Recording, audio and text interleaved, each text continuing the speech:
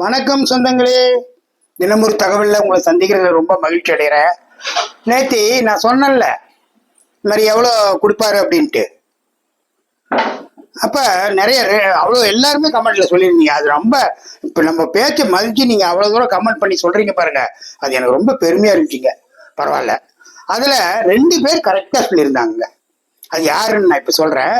அதுக்கு முன்னால் ஒன்று சொல்லிடுறேன். சாப்பிட்டுட்டு இருந்தோம்னா நாங்களாம் உட்காந்து பாய் வீட்டில், அவங்க வீட்டில் குழந்தை குட்டி எல்லாரும் 3 பசங்க அவருக்கு.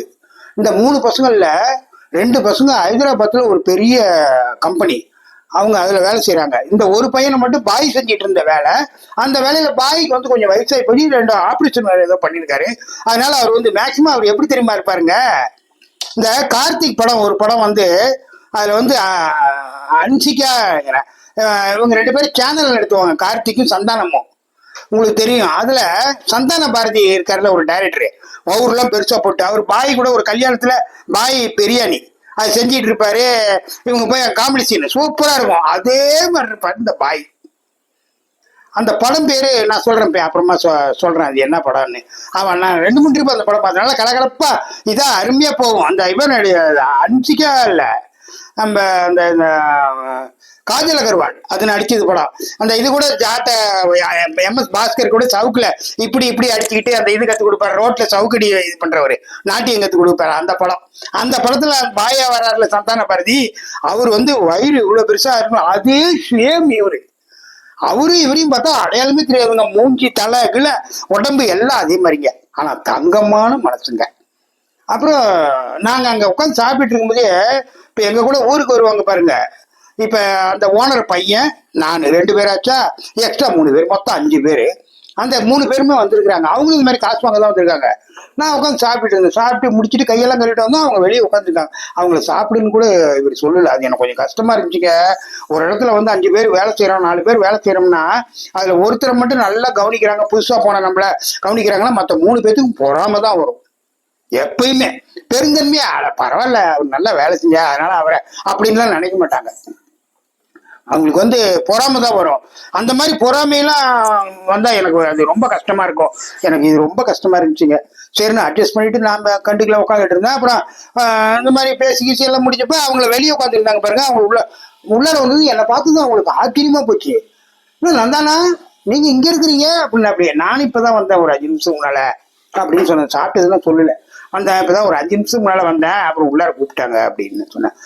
உட்காருங்க. அவங்க எல்லாம் உள்ளார இருந்தாங்க. நாங்க 4 பேர் தான் இப்ப வேலை செய்யறவங்க. நாங்க 4 பேரும் பேசிக்கிட்டு இருந்தோம். வாங்கிட்டீங்களா அப்படின்னு. அப்படி இன்னும் கொடுக்கலீங்க அப்படின்னு சொன்னேன்.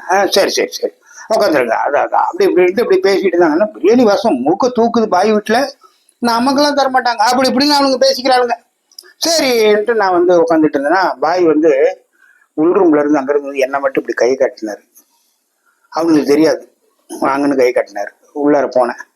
உள்ளார போனதும் ஒரே கட்டுங்க, 100 ரூபா கட்டு, 10,000 ரூபா எடுத்து உள்ளார கவருக்குள்ளார வச்சு அவங்க எல்லாம் கேட்டாங்க அப்படின்னா 7,000 ரூபா கொடுத்தேன்னு சொல்லுங்க அப்படின்னாரு. சரிங்க அப்படின்னு சொல்லிட்டு வாங்கி அப்படி ஜோக்கில் வச்சுட்டு வந்துட்டேன். என்னன்னா வாங்கியாச்சா, வெளியே வந்து வாங்கியாச்சா அப்படின்னு நானுங்க.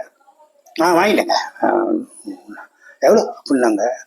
இனிமேட்டு தான் பார்க்கணும், நாளைக்கு சொல்கிறேன் அப்படின்னு சொல்லிட்டேன். சரிங்க அப்படின்னா அப்போ எனக்கு அந்த காசு கொடுத்துட்டு நான் உட்காந்துட்டு இருக்கிறேன். இவங்க 3 பேத்தையும் கூப்பிட்டாங்க. கூப்பிட்டு இவங்களாம் வாங்கிட்டு வந்துட்டாங்க. நான் எவ்வளோலாம் கேட்கல.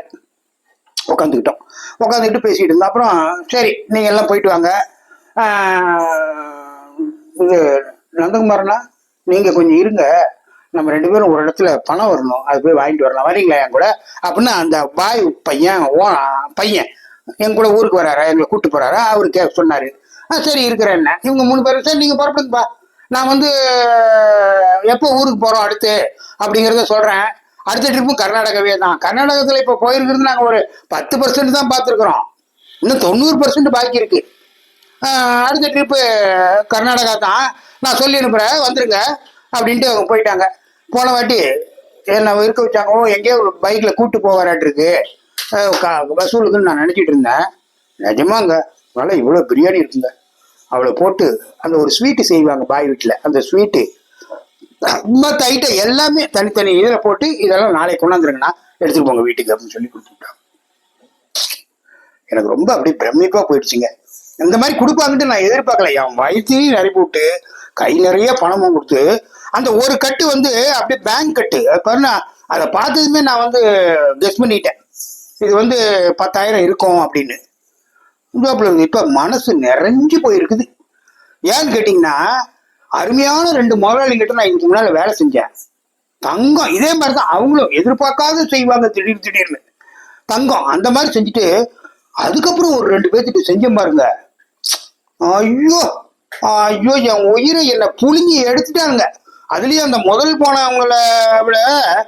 போனவங்க வந்து ஃபர்ஸ்ட்ல வேலைக்கு போனேன். அந்த மண்டி, பெரிய மண்டி அளந்தவங்க 3 பேரு, அவங்க சட்டைய புழிஞ்சுதான் விடுவாங்க நைட்டு. இப்ப வேலையே இல்லை, கலெக்ஷன் எல்லாம் போயிட்டு வந்துட்டோம். வந்த வாட்டி காசு கொடுத்தோம்னா அதை கேள்வி மேல கேள்வி கேட்டு 1 ரூபானாலும் நீங்க மாத்தி சில்லறை கொண்டாந்து கொடுத்துட்டு தான் போகணும். இப்போ 31,801 ரூபான்னு வச்சுங்க. நீங்க 800 ரூபா கொடுத்தீங்கன்னா வாங்க மாட்டாங்க, அந்த 1 ரூபாயும் கொடுக்கணும். கொடுத்துருவோம் நம்மளும், ஆனா அவ்வளோ கஞ்சினுங்க. அந்த மாதிரி புலினாங்க. இப்ப வேலை முடிஞ்சு போச்சு. ஒரு 8 மணிக்கெல்லாம் நான் வந்துட்டேன். பக்கமா ராசிபுரமும் நாமக்கல்லும் பார்த்துட்டு வந்துட்டேன்.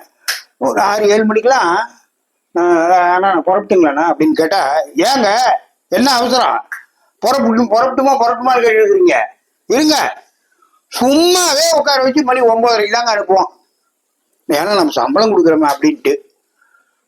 கஷ்டமா இருக்குங்க. அப்படி உட்காந்து சில சமயம் உட்காந்துட்டு அப்படி தூங்குவேன். அங்கிருந்து தூங்குறப்ப அதை பார்த்துட்டான் ஒரு நாள் மோனர், அந்த 3 அனந்தமிகளை ஒருத்தன் அங்கிருந்து அப்படியே வந்து, ஏங்க உள்ளார போனீங்கன்னா ரூம் இருக்குது, தலைவணி இதெல்லாம் இருக்குதுங்க, படுத்து அங்க வேணா தூக்கிட்டு வாங்க அப்படிங்கிறான். திடீர்னு எனக்கு வந்து கிண்டல் அடிக்கிறேன். ஒண்ணு நிஜமாலுமே அவ்வளவு ஒரு இதா சொல்றாங்க, கடையில உட்காந்துட்டு தூங்குறீங்க அப்படிங்கிறேன். என்னை வீட்டுக்கு அனுப்பிச்சு விடு, என்னுடைய வேலை கலெக்ஷன் பண்ற வேலை மட்டும் தானே, அந்த ரூல்ஸ் எல்லாம் அவனுங்கிட்ட பேசவே முடியாது. பொறுத்து பல்ல கடிச்சிட்டு இருந்தேன். ஐயோ திடீர்னு வேலைக்கு போறான்ட்டாங்கன்னா என்ன பண்றது எப்படிலாம். இப்ப அதுக்கு ஆப்போசிட்டா அந்த 2 பேர்த்த தாண்டி இப்ப 5வது, இந்த 5வது வேலை பாருங்க, தங்கமானவங்க. 2வது, நான் மொத்தம் இந்த 5 ஸ்டேட்டுமே நான் போயிட்டேங்க. இதுல பெங்களூர் மாதிரி ஃபுட்டு எனக்கு ஒத்து வந்தது வேற எதுவுமே இல்லைங்க. மசால் தோசை, அப்ப நான் சொல்றேன் அந்த சமயத்துல 10 ரூபாங்க ஒரு மசால் தோசை. இவ்வளவு மசால் வைப்பாங்க. முதல்ல தோசையை இப்படி ஊத்தி மொறுன்னு தோசையை ஊத்தி அதுல மிளகாய் இது வந்து ஸ்பூன்ல எடுத்து அப்படி தெளிப்பாங்க. மிளகாயை கரைச்சி வச்சிருப்பாங்க, அதை எடுத்து அப்படி தெளிப்பாங்க. அதுக்கு மேலதான் இந்த மசாலா, இவ்வளவு மசாலா வச்சு இப்படி மடக்கி ஒரு கிண்ணத்துல சட்னி, ஒரு கிண்ணத்துல சாம்பார் வச்சு கொடுப்பாங்க. ஆனா அந்த சாம்பார் பூரா என்ன அப்படின்னா, எந்த குழம்பு இருந்தாலும் கொஞ்சம் இனிப்பா இருக்குங்க. அதுதான் அவங்க கிட்ட ஒரு உள்ள குறை. மற்றபடி பொரியல் கூட்டெல்லாம் நமக்கும் அவங்களுக்கும் ஈக்குவலாவே இருக்கும். 2வது, மனிதர்கள் தங்கமானவங்க அங்க கன்னடக்காரங்க. நம்ம வந்து இந்த காவேரி பிரச்சனை வந்ததுக்கு அப்புறம் தான் அவங்களும் நம்மளும் என்னமோ எதிரி மாதிரி, அது கூட அரசியல்வாதிங்க தான் அப்படி பண்றாங்க. ஆனா மக்கள் இருக்காங்க பாருங்க, பாகுபாடே பார்க்க மாட்டாங்க. இது நான் சும்மா ஐஸ் வைக்கிறதுக்காக சொல்லிங்க. நான் தொடர்ந்து ஏறக்குறைய ஒரு 8 வருஷம் பக்கமா அவங்ககிட்ட அந்த பாயிட்டு வேலை செஞ்சேங்க. அப்படியே அந்த கர்நாடகா போயிட்டோம்னா, நீ தமிழ நான் கன்னடம், அந்த பாகுபாடுலாம் பொதுமக்கள் பார்க்கவே மாட்டாங்க. எந்த ஹோட்டல் கடை, எந்த கடை போனா அண்ணா என்ன வேணும்னா அவங்க தமிழ் ஒரு மாதிரியா இருக்கும். அவங்க தமிழ்ல பேசுறது ரொம்ப இதா இருக்கும், நல்லா இதா இருக்கும். நிறைய பேர் செவ் தான் இருப்பாங்க. இந்த நகரத்துல இருக்கிறவங்க பூரா லேடிஸுங்களும் அப்படிதான் ரொம்ப அழகா நல்ல செவ் தான் இருப்பாங்க, மரியாதையா பேசுவாங்க. நம்ம அங்க நல்லபடியா நடந்துக்கிட்டோம் அப்படின்னா, நம்ம உண்டு நம்ம வேலை உண்டு போனோம்னா நமக்கு தனி மரியாதை, நம்மளை கண்டுக்கவே மாட்டாங்க. அவ்வளோ ஒரு நல்ல ஜனங்க. எனக்கு ரொம்ப பிடிச்சிருந்துச்சுங்க. 10 ரூபாய்க்கு இவ்வளவு பெரிய சப்பாத்திங்க, சும்மா இவ்வளவு பெருசு இல்லை, இவ்வளவு பெரிய சப்பாத்தி. அதுக்கு வெள்ளரிக்காய், வெங்காயம் எல்லாம் வச்சு பாசி பொருட்களை செஞ்ச ஒரு டால், அது வச்சு அப்படியே ஒரு தட்டுல வச்சு கொடுப்பாங்க. ஒரு சப்பாத்தி நைட்ல சாப்பிட்டா போதும், வயிறு திம்முன்னு ஆகிப்போயிடும், கரெக்டா போயிடும். ஒரு புரோட்டாலாம் அங்க வந்து 3 ரூபா தான் கடையில. குழம்பெல்லாம் அவ்வளவு அருமையா இருக்குங்க. இப்படி அந்த ஊர் எனக்கு ரொம்ப பிடிச்சி போயிடுச்சுங்க. இந்த 18 நாள் தார்வாரு, உடுப்பியில போய் 1 வாரம் 10 நாள்லாம் அங்க ரூம் போட்டு தங்கிக்குவோம். அடாடாடா, உடுப்பி கிருஷ்ணன் கோயில் அங்க ரொம்ப ஃபேமஸ்ங்க. சில சமயம் மத்தியானத்துல போய் அந்த உடுப்பி அங்க வந்து அன்னதானம் போடுவாங்க. கூட்டம் அவ்வளவா இருக்காதுங்க, நம்ம திருப்பதியில போடுற மாதிரியே அன்னதானம். அங்க போய் உட்காந்து நான் அன்னதானம்லாம் நிறைய ட்ரிப்பு சாப்பிட்டு இருக்கிறேன். இவங்க சாப்பாட்டுக்கு சில சமயம் காசு கொடுத்துருவாங்க, மத்தியானத்துல போய் சாப்பிட்டு வந்துருங்க அப்படின்ட்டு. அது இல்லாம அப்புறமா இந்த 2வது ட்ரிப் நான் போன பாருங்க, அப்ப என்ன பண்ணிட்டாங்க, ஒரு சிஸ்டம் கொண்டாந்துட்டாங்க. ஏன்னா இவனுங்க எல்லாம் இந்த மாதிரி செலவு 3 மணி நேரத்துக்கு சாப்பாடு வாங்கி கொடுக்கறத விட அவங்க அவங்ககிட்ட காசு கொடுத்துருவோன்னு. அவங்களுக்கு எல்லாம் தெரியாம அவங்களுக்கு எல்லாம் 70 ரூபா, எனக்கு 100 ரூபா சாப்பாட்டுக்கு காசு. கொடுத்துட்டாங்க, டெய்லி கொடுத்துருவாங்க. நீங்க இப்ப நான் சொன்னேன் 10 ரூபா தான் ஒரு சாப்பாடு, அப்படி எக்ஸ்ட்ரா கொஞ்சம் சாப்பாடு வாங்கிட்டீங்கன்னா கூட ஒரு 15 ரூபா தான் வரும். ஒரு சப்பாத்தி எடுத்துட்டீங்கன்னா 10 ரூபா, அதுக்கு மேல ஒரு 2 இட்லி விட 15 ரூபாயில முடிச்சிடலாங்க. ஒரு வேலைக்கு 15 ரூபாயில முடிச்சிடலாம். மற்றபடி நான் ஸ்மோக் பண்ணுவேன்னு சொல்லல, அதெல்லாம் அவர் வாங்கி கொடுத்துருவாரு. அந்த காசை நான் மிச்சப்படுத்திக்குவேன். சில சமயம் காலையில சாப்பிட மாட்டேன்.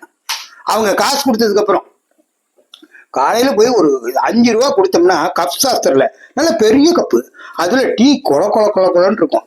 3 ரூபா கொடுத்தா டீ கடையில கிளாஸ்ல, கண்ணாடி கிளாஸ்ல போட்டு போட்டு வச்சிருப்பாங்க தம்டி, அதை எடுத்து இப்படி ஊத்தி கொடுப்பாங்க. அது ஒரு டேஸ்டா இருக்கும். நான் இங்கதான் போய் குடிப்பேன். அந்த மாதிரி எனக்கு ரொம்ப பிடிச்சி போச்சுங்க. அதுல ஒரு நாளைக்கு எப்படி பார்த்தாலும் 50 ரூபா பக்கமா நான் மிச்சப்படுத்திடுவேன். ஏன்னா ஒரு வேளை சாப்பிட மாட்டேன், 2 வேளை சாப்பிடுவேன். 50 ரூபா மிச்சப்படுத்திடுவோம். இப்ப நைட்ல நம்ம அங்கிருந்து முடிச்சுட்டு ரூம்ல வந்தா நீங்களே சாப்பிட்டு வந்துருங்க அப்படின்னு அந்த ஓனர் பையன் சொல்லிட்டு ரூமுக்கு போயிடுவாரு. அவரு மேல போய் அவர் வந்து குளிச்சுட்டு உட்காந்து தொழுவு பண்ணுவாரு. அதனால அவர் போயிடுவாரு. ஒரு 6:30 7 மணிக்குள்ள நாங்க ரூமுக்கு வந்துருவோம். ரூமுக்கு வந்து நாங்க வந்து என்ன பண்ணுவோம், நான் ஒரு மலையாள கடை, 3 ரூபா தான் ஒரு புரோட்டா. நல்லா இருக்கும் புரோட்டா, சூப்பரா இருக்குங்க. ஒரு 4 புரோட்டா, முதல்ல ஒரு 3 புரோட்டா, அப்புறம் பசி ரொம்ப சுத்திட்டு வந்ததுனால பசி அடைஞ்சு இன்னும் 2 புரோட்டா, வயிறு திம்முன்னு ஆயிடும். 15 ரூபா, அவ்வளவு அருமையா இருந்துச்சுங்க. அதனால எனக்கு ரொம்ப பிடிச்சி போச்சுங்க. இதெல்லாம் வாங்கிட்டுலாம் சாப்பாடு கீப்பாடு எல்லாம் முதல்ல ஒரு இடத்துல வேலைக்கு போறோம்னா அங்க வந்து படுக்கிறது, நம்ம வந்து குளிக்க பிடிக்க இந்த வசதி, மெயினா ஃபுட்டு, இந்த வசதி இருக்கணுமா இல்லைங்களா?